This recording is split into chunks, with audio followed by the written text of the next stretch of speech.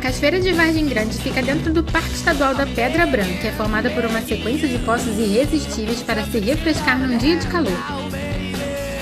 Para chegar, jogue no seu GPS Museu do Quilombo Cafundá Estrogilda, que ele te leva direitinho até a cancela do parque, onde terá que deixar seu carro e seguir a pé. A trilha é bem tranquila, sem trechos de grandes subidas e bem arborizados. Ah, fica ligado, eu tô preparando um guia completo sobre a Cachoeira de Vargem Grande e vou postar aqui no feed do Instagram.